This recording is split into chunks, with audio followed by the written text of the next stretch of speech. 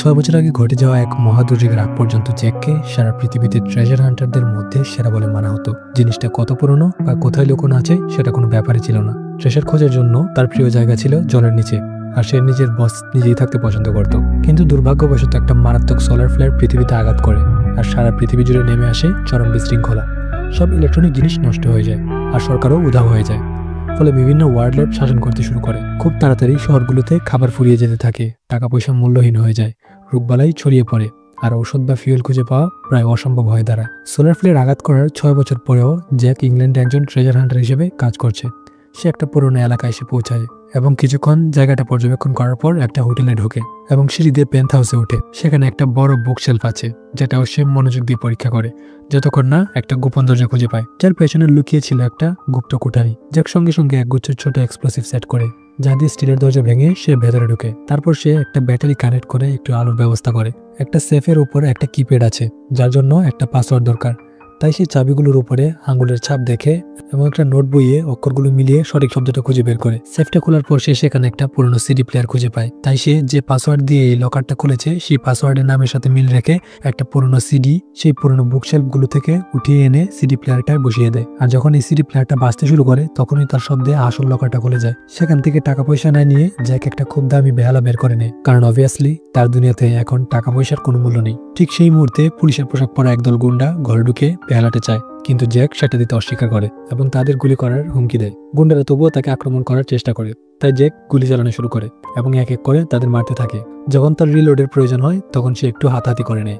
যখন তার গুলি ফুরিয়ে যায়, সে দৌড়ে পালানো একটা লোকের পিঠে একটা ব্লেড ছুঁড়ে মারে। তাদের লিডার সেই ব্লেডটা তুলে নেয়, আর তখনই জ্যাক তাকে তার মিডল ফিঙ্গারে থাকা গ্রেনেডের প্রিন্টটা দেখায়, যেটা সে আগে থেকেই ব্লেডে লাগিয়ে রেখেছিল। তখন এক্সপ্লোসিভটা ব্লাস্ট হয়ে তাদের লিডারও সেখানেই মারা যায়। সেখান থেকে বেরিয়ে এসে জ্যাক হাই সিকিউরিটি বসানো একটা বিশাল ম্যানশনে ঢুকে, যেটা এখন একটা ফ্যাক্টরিতে পরিণত হয়েছে। সে বেহালাটা ওয়ার্লডের সহকারীকে দেয়, আর সে তাকে জানায় যে কিং আগাস্টের তার জন্য আরো একটা কাজ আছে। আসলে জ্যাক যার জন্য এই বেহালাটা নিয়ে এসেছে, সে অনেকগুলো ওয়ার্লডদের মধ্যেই একজন, তার নাম হলো আগাস্ট। আগাস্টের অ্যাসিস্ট্যান্ট জানায় এই কাজটা তাকে ফ্রান্সে গিয়ে করতে হবে, যেটা শুনে জ্যাক সাথে সাথে মানা করে, কারণ বর্তমান সময়ে অন্য একজন ওয়ার্লডের আস্তানায় পা দেওয়া মানে হলো মৃত্যু। যখন আগাস্ট শুনে যে জ্যাক কাজটা ফিরিয়ে দিয়েছে, তখন সে তার সহকারীকে এমন একটা প্রস্তাব খুঁজতে বলে যা জ্যাক ফেলতে পারবে না। এরপর জ্যাক তার বাড়িতে যায়, যেটা ডকসে থাকা একটা ভাঙা নৌকা। সে অচেনা লোকদের জন্য তৈরি করা তার ফাঁদগুলো এড়িয়ে চলে এবং ভেতরে ঢুকে তার কুকুরকে খুশি মনে খাবার দেয়। তারপর জ্যাক তার কাজটার পারিশ্রমিক হিসেবে পাওয়া জিনিসগুলো দেখতে থাকে, যার মধ্যে একটা রেকর্ডও ছিল, যেটা সে পান করতে করতে বাজে। ঘুমিয়ে পড়লে সে নতুন একটা নৌকায় চড়ে সারা পৃথিবী ঘোরার স্বপ্ন দেখে। হঠাৎ একটা আওয়াজে জ্যাকের ঘুম ভাঙে। সে বাইরে যায় এবং দেখে তার ফাঁদে একজন সৈনিক ধরা পড়েছে। লোকটা বলে যে কিং তার সাথে দেখা করতে এসেছে। তখন জ্যাক সৈনিকটাকে নামতে সাহায্য না করেই নৌকা থেকে বেরিয়ে যায়। একটা গোদামের ভেতরে আগাস্ট অপেক্ষা করছে, তার চারপাশে ছিল অনেক সৈনিক। সে জ্যাককে জানায় তার জন্য কাজ করে এমন লোকের অভাব নেই, কিন্তু জ্যাকের মতো করে জিনিস খুঁজে বের করতে কেউই পারে না। আগাস্ট এও জানায় যে কিভাবে সে সভ্যতাকে আবার গড়ে তোলার জন্য কঠোর পরিশ্রম করছে। জ্যাক এখনো এই মিশনে আগ্রহী নয়, কিন্তু আগাস্ট তাকে পুরস্কারটা দেখিয়ে তার কথা শুনতে বাধ্য করে, যা ছিল একটা লাক্সারিয়াস নতুন নৌকা। উদ্দেশ্য হলো মোনালিসাকে উদ্ধার করা, যেটা একটা গোপন স্টোরেজ ফ্যাসিলিটিতে রাখা হয়েছে। প্যারিস ছিল প্রথম শহরগুলোর মধ্যে একটা যেখানে আক্রমণ হয়েছিল, তাই সরকার সেখানকার সব জাতীয় ট্রেজার সরিয়ে নিয়েছিল। আগাস্ট জ্যাককে তার দরকারি সব রিসোর্স এবং খাবার দেওয়ার প্রতিশ্রুতি দেয়, তাই জ্যাক কাজটা নিয়ে নেয়। প্রথমে সে তার কুকুরটাকে বিদায় জানাতে যায় এবং আগাস্টের সহকারীকে বলে যে সে যদি ফিরে না আসে, তবে সে যেন তার পোষা প্রাণীটার যত্ন নেয়। পরে জ্যাক এয়ারপোর্টে পৌঁছায় এবং তারা যে প্লেনটি ব্যবহার করবে তাতে গুলির ছিদ্র দেখে সে চিন্তিত হয়ে পড়ে।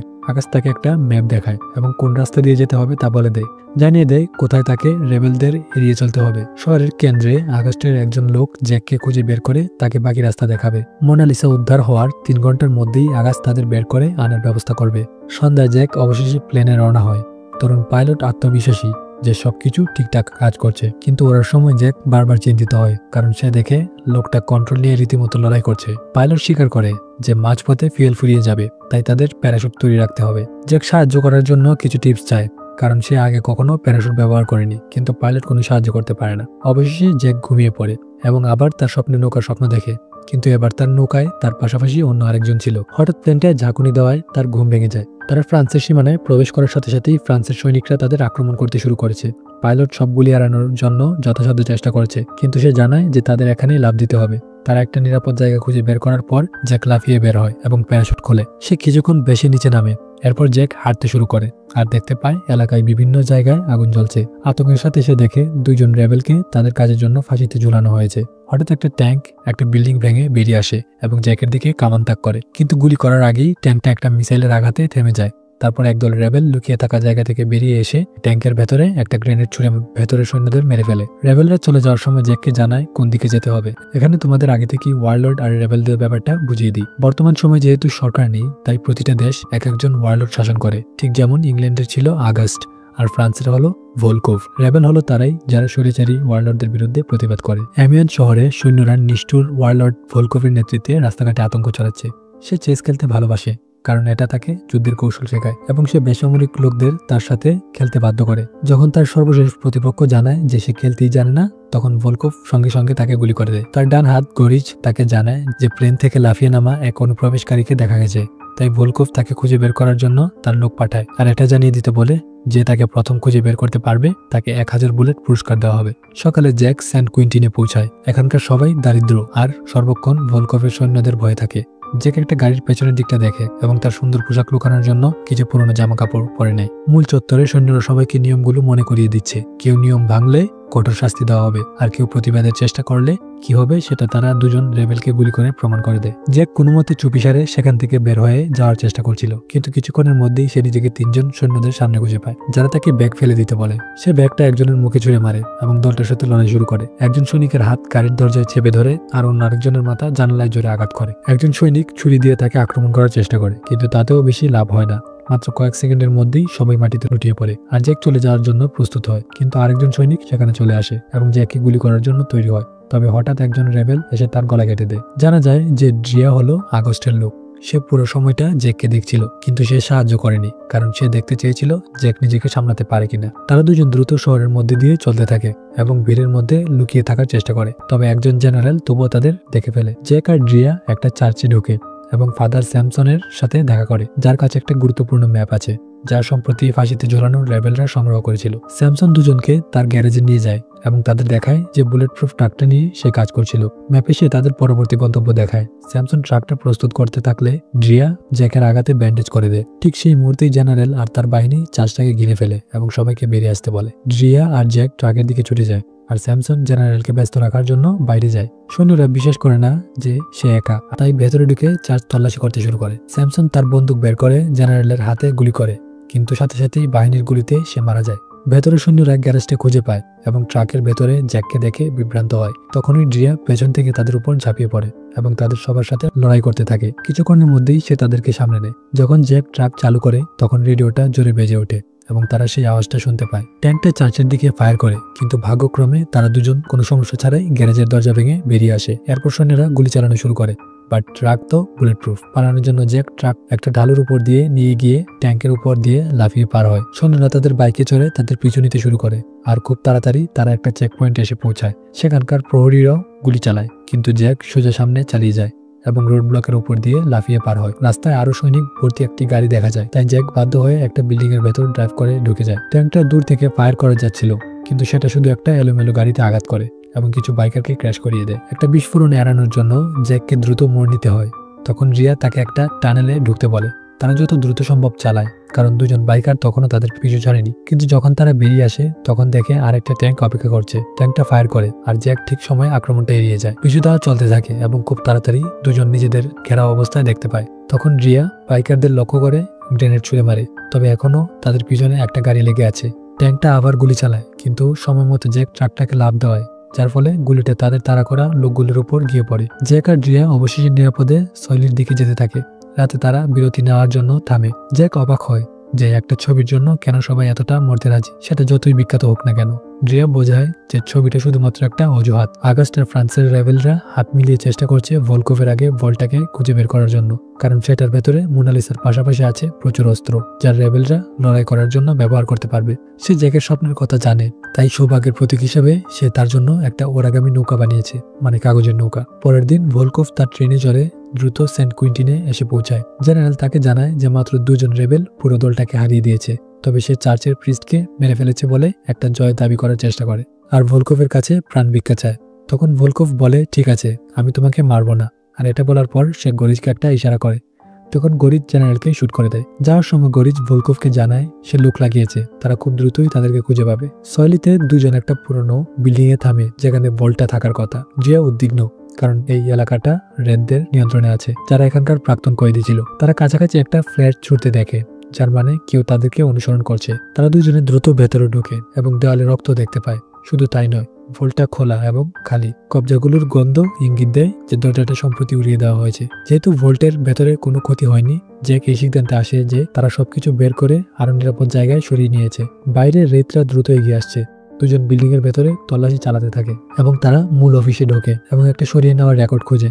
একটা ক্যাবিনেটের ভেতরে জ্যাক একটা নকল দেওয়াল এবং তার পেছনে লুকানো একটা নোটবুক খুঁজে পায়। জিয়া ফরাসি নোটগুলো অনুবাদ করে তাদের দরকারি কোঅর্ডিনেটস পায়, কিন্তু জ্যাক সন্দেহ করে। সে ভাবে যে ট্রেজার যারা রক্ষা করছিল তারা অবশ্যই এত সহজে তার অবস্থান খুঁজে পাওয়ার জন্য এইসব রেখে যাবে না। ম্যাপের সাইফার ব্যবহার করে জ্যাক আসল অবস্থান খুঁজে পাওয়ার জন্য কোঅর্ডিনেটস ডিকোড করার চেষ্টা করে। ঠিক সেই মুহূর্তে রিত্রা বিল্ডিং এ ঢুকে পড়ে। জিয়া যেতে চায়, কিন্তু জ্যাক কাজ করতে থাকে যতক্ষণ সে সিমশফ নামটা খুঁজে পায়, যেটা জিয়া ম্যাপে খুঁজে বের করে বোঝায় যে এটা একটা ফর্ট বা দুর্গ। রেত্রা সিঁড়ি দিয়ে উপরে ছুটে আসছে, তাই দুজন জানালা বেয়ে বেরিয়ে আসে। জ্যাক দরজার হাতলে একটা গ্রেনেড রেখে এসেছিল, তাই যখন রেত্রা দরজা খোলে তারা সঙ্গে সঙ্গে বিস্ফোরণে ঘায়েল হয়। ট্রাকে ফিরে এসে জিয়া রেবেলদের ফোন করে এবং সিমশফে তাদের দেখা করতে বলে। কিছু মুহূর্ত পরে ট্রেনটা সৈলিতে এসে পৌঁছায় এবং ভলকোভ ট্রাকের টায়ারের দাগ দেখতে পায়। গরিজ কোঅর্ডিনেট সহ নোট বইটা খুঁজে পায়, মানে যেটা নকল ছিল, কিন্তু ভলকোভ তাতে ভুল করে না এবং ম্যাপে জিয়ার আঙ্গুলের ছাপগুলো প্রকাশ করার জন্য একটা ইউভি লাইট ব্যবহার করে। আর এখন সেও জানে যে তাকে সিমশফে যেতে হবে। ফ্লেয়ার ছুড়ে মারা রেডটা তখনও বেঁচে আছে। ভলকোভ তাকে খবরের জন্য ধন্যবাদ জানিয়ে 3টে গুলি করে। এদিকে জ্যাক এবং জিয়া অবশেষে সিমশফে পৌঁছায়। তারা মূল বিল্ডিং এ পৌঁছায়। জ্যাক সন্দেহ করে, কারণ কোনো সিকিউরিটি নেই, ভেতরে কিছু মেশিন তখনও চলছে, তাই জ্যাকের ধারণা সেখানে সোলার প্যানেল আছে। জিয়া ব্লুপ্রিন্ট গুলো দেখে আবিষ্কার করে যে তারা যে গুনগুন আওয়াজটা শুনছে সেটা হলো ভল্টের জন্য একটা বায়ু পরিশ্রাবণ ব্যবস্থা, যেটা মনে হচ্ছে সিল করা আছে। জ্যাকও ব্লুপ্রিন্ট গুলো দেখে এবং এয়ার ডাক্টের ভেতরে একটা শ্যাপ দিয়ে যাওয়ার পরিকল্পনা করে, যদিও মাঝখানে একটা ফ্যান আছে। জিয়া ফ্যান বন্ধ করার জন্য সোলার প্যানেল খুঁজতে রাজি হয় আর বেরিয়ে পড়ে। উপরের তলায় জ্যাক কিছু দড়ি খুঁজে পায় এবং সেটা একটা বাল্বের সাথে বেঁধে দেয়। তারপর তার ব্যাগ কেটে একটা হার্নেস তৈরি করে, যা সে দড়ির সাথে বাঁধে। এখন সে শেপ দিয়ে নিচে নামা শুরু করতে পারবে। নিচে ঘুরছে খুবই শক্তিশালী একটা ফ্যান, তাই তাকে সাবধানে থাকতে হবে। দুর্ভাগ্যবশত দড়ির উপরের ঘর্ষণের কারণে সেটা ধীরে ধীরে ছিঁড়তে শুরু করে। একই সময় জিয়া সোলার প্যানেলের জায়গায় পৌঁছায় এবং গুলি চালায়, কিন্তু তার প্রথম গুলিটা লক্ষ্যভ্রষ্ট হয়। ভাগ্যক্রমে তার দ্বিতীয় গুলি লক্ষ্যভেদ করে। সোলার প্যানেলগুলো ধসে পড়ে এবং ফ্যানগুলো বন্ধ হয়ে যায়। ঠিক তখনই দড়ি ছিঁড়ে জ্যাক নিচে পড়ে যায়। জ্যাক এয়ারডাক্ট পরীক্ষা করে এবং বুঝতে পারে যে সেটা জলে ডুবে আছে। সে একটা গভীর শ্বাস নেয় এবং যত দ্রুত সম্ভব সাঁতার কাটার জন্য ডুব দেয়। সে দ্রুত হ্যাচের কাছে পৌঁছায়, কিন্তু দেখে সেটা তালা দেওয়া আর তার নিঃশ্বাসও খুব দ্রুতই ফুরিয়ে আসছিল। তাই জ্যাক মরিয়া হয়ে ধাক্কা দিতে শুরু করে এবং ঠিক সময় মতো সেটা জোর করে খুলতে সক্ষম হয়। জ্যাক অবশেষে ভল্টের ভেতরে ঢুকতে পারে এবং ভেতর থেকে দরজাটা খুলে দেয় যাতে জিয়াও ভেতরে আসতে পারে। দেখা যায় সেই বিখ্যাত মোনালিসা ছবিটা আসলে একটা পরমাণু বোমার উপর আঁকা। জ্যাক হতবাক হয়ে যায়, কিন্তু জিয়া আগে থেকেই এটা জানতো। আকাশ জ্যাককে বলেনি, কারণ তাহলে সে সাহায্য করতো না। জিয়া বুঝে যখন ইউএসএ জাপানে বোমা ফেলেছিল তখন তারা মস্কোর জন্য অতিরিক্ত একটা বোমা রেখেছিল, যেটা পরে আর ব্যবহার করা হয়নি। সে জ্যাককে আশ্বাস দেয় যে আকাশ বোমার ব্যবহার করতে চায় না, সে শুধু ভলকোভের মতো ওয়ার্লডদের থেকে এটাকে দূরে রাখতে চায়। জ্যাক ভাবে কোনো ওয়ার্লডকেই বিশ্বাস করা যায় না, এমনকি আকাশকেও নয়, এবং তার বিশ্বাস লড়াই করার কোনো মানে নেই, কারণ শেষ পর্যন্ত ওয়ার্লডরাই জেতে। জিয়ার মিথ্যা বলার জন্য তার কাছে ক্ষমা চায় আর তাদেরকে সাহায্য করতে বলে, কিন্তু জ্যাক রাজি হয় না। রেবেলরা জিয়াকে বোমা সরাতে সাহায্য করার জন্য এলে জ্যাক ট্রাকে করে সেখান থেকে চলে যায়। এদিকে রেবেলরা যখন বোমাটাকে একটা ট্রাকে করে সরানোর জন্য প্রস্তুত হচ্ছিল তখন সেখানে ট্রেনে করে ভলকোভ পৌঁছায় এবং সৈন্যরা গুলি চালানো শুরু করে। রেবেলরা নিজেদের রক্ষা করার চেষ্টা করে, কিন্তু সৈন্যরা দ্রুত তাদের সবাইকে শেষ করে দেয়। গরিচ একটা মিসাইল ছোড়ে যা রেবেলদের ট্রাকটা উড়িয়ে দেয়। তারপর ভলকোভ নেমে আসে আর বোমাটা দেখে বলে এবার সে পুরো বিশ্বের রাজত্ব করবে। বোমার চাবিটা নিয়ে তারা পারমাণবিকটাকে ট্রেনে তুলে আবার রওনা হয়। এদিকে জ্যাক বিরতি নেয় এবং ছোট অরিগামি নৌকাটার দিকে তাকায়, যা তার মন বদলে দেয়। সে ফোর্টের দিকে ফিরে যেতে শুরু করে। সে যখন ফোর্টে পৌঁছায় তখন সব মৃতদেহ দেখে একটু ঘাবড়ে যায়, তবে ভাগ্যক্রমে জিয়া বিল্ডিং এর ভেতরে নিরাপদে আছে। সে জিয়ার পায়ের আঘাতে ব্যান্ডেজ করে দেয়। জিয়া আবারও তার আচরণের জন্য ক্ষমা চায় আর বলে যে সে ঠিক ছিল আর লড়াই করে কোনো লাভ নেই। তবে জ্যাক বলে তার কাছে ভলকোভকে থামানোর একটা উপায় আছে, কিন্তু তার ড্রিয়ার সাহায্যের প্রয়োজন। সে ড্রিয়াকে গাড়িতে বসিয়ে আবার ফ্যাক্টরিতে ফিরে আসে। সে সেখান থেকে কিছু এক্সপ্লোসিভ আর গ্রেনেড নিয়ে নেয়, আর সেখান থেকে বেরিয়ে যাওয়ার আগে সে একটু কারিগরি করে যায়। ট্রাকে করে যখন তারা দুজনে চলে যাচ্ছিল তখনই পুরো ফ্যাক্টরিটা সেখানে থাকা সব অস্ত্রের সাথে বিস্ফোরিত হয়। সন্ধ্যায় কম দৃশ্যমানতার কারণে ট্রেনের গতি কমাতে হয়। ভলকোভ এতে খুশি হয় না এবং কন্ডাক্টরকে মাথায় গুলি করে দেয় এবং ট্রেনটাকে আরো জোরে চালাতে শুরু করে। এদিকে জ্যাক এমন একটা ব্রিজের উপর এসে দাঁড়ায় যার নিচ দিয়ে ট্রেনটাকে পাড়ি দিতে হবে, আর সে যাওয়ার সময় জিয়াকে একটা বিশেষ কাজ বুঝিয়ে দিয়ে যায়। ট্রেনটা যখন ব্রিজের নিচ দিয়ে যাচ্ছিল তখনই জ্যাক ট্রেনের উপর লাফিয়ে পড়ে। তারপর সে একটা দরজা খুলে এবং একগুচ্ছ সোলজার মারার জন্য একটা গ্রেনেড ছুড়ে মারে। এখনো কয়েকজন বেঁচে আছে, তাই সে হাতাহাতি লড়াইয়ের জন্য ভেতরে ছুটে যায়। সে তাদের কাছ থেকে একটা বন্দুক চুরি করে এবং সেটা দিয়ে গুলি চালাতে শুরু করে। খুব তাড়াতাড়ি গরিচো লড়াইয়ে যোগ দেয়। গরিচ সাধারণ সোলজারগুলো থেকে বেশি শক্তিশালী ছিল, তাই জ্যাক ঠিকমতো তার সাথে পেরে উঠছিল না। সে জ্যাককে লাথি মেরে বের করে দেয়, যার ফলে সে বোমার খুব কাছে গিয়ে পড়ে, কিন্তু জ্যাক তার মেইন পয়েন্টে আঘাত করে। এদিকে ড্রিয়া ড্রাইভ করে এগিয়ে গিয়ে পরের ব্রিজে পৌঁছায় এবং সেখানে সে এক্সপ্লোসিভ সেট করে। খুব দ্রুত এক্সপ্লোসিভের আঘাতে পুরো ব্রিজটা ধসে পড়ে। এদিকে ভলকোভ জ্যাক আর গরিচের লড়াইয়ে প্রবেশ করে। সেখানে এসে যখন সে গুলি চালাতে শুরু করে তখন জ্যাক গরিচকে ঢাল হিসেবে ব্যবহার করে। তারপর সে ভেতরে ছুটে গিয়ে ভলকোভকে ধাক্কা মেরে ফেলে দেয় এবং তারা দুজন লড়াই শুরু করে। অবশেষে জ্যাক ভলকোভকে টেবিলের উপরে চেপে ধরে একটা কম্পাস দিয়ে তার হাতে আঘাত করে আর পারমাণবিকের চাবিটা নিয়ে নেয়। তারপর সে সেখান থেকে চলে যায়। ভলকোভ জোর করে তার হাতটাকে মুক্ত করে এবং কন্ট্রোলের দিকে ছুটে গিয়ে ট্রেনটাকে থামানোর চেষ্টা করে, কিন্তু ততক্ষণ অনেক দেরি হয়ে গেছে। ভলকোভ দেখে ট্রেনটা ভাঙা ব্রিজ দিয়ে গভীর খাদে পড়ে যাচ্ছে এবং সেটা নিচের গিরিখাতে গড়িয়ে পড়ার সময় বেশ কয়েকবার বিস্ফোরিত হয়। জ্যাক কাঁদতে শুরু করে কারণ সে ভাবে জ্যাকও মরে গেছে, কিন্তু ঠিক তখনই জ্যাক পেছন থেকে এসে তাকে অবাক করে দেয়। তারা দুজন একে অপরকে জড়িয়ে ধরে। কিছু সময় পর ইংল্যান্ডে জ্যাক আগস্টকে নিরাপত্তা চাবিটা দেয় এবং ব্যাখ্যা করে যে বোমাটা গিরিখাতের নিচে পড়ে আছে, শুধুমাত্র এই চাবিটাই সেটার বিস্ফোরণ ঘটাতে পারে। কিন্তু আগস্ট তবুও সেটা খুঁজে বের করতে চায়, কিন্তু জ্যাক আর কোনো মিশন নিতে অস্বীকার করে সেখান থেকে চলে যায়। কিছুদিন পর দেখা যায় জ্যাক তার নতুন নৌকায় চড়ে বেড়াচ্ছে। ড্রিয়াও তার সাথে যোগ দেয় এবং তারা একসঙ্গে সারা পৃথিবী ঘুরে বেড়ানোর জন্য বেরিয়ে পড়ে। মুভি শেষ সিনে আমরা দেখতে পাই আগস্ট তার নিজের ভল্টে মোনালিসার কাছে নিরাপত্তা চাবিটা রাখে, যা দেখে বোঝা যায় যে আসল মোনালিসা শুরু থেকে তার কাছেই ছিল। কিন্তু এখানে আমার প্রশ্ন হলো, কুকুরটা গেল কই? আমাদের যে কি গার্লফ্রেন্ড পেয়ে কুকুরটাকে বলে গেল? তোমাদের কি মনে হয়? কমেন্ট করে অবশ্যই জানিয়ে যাও। আর এরকম মজার এক্সপ্লেনেশন ভিডিও পেতে সাবস্ক্রাইব করে পাশে থাকা বেল আইকনটাতে ক্লিক করে দিও।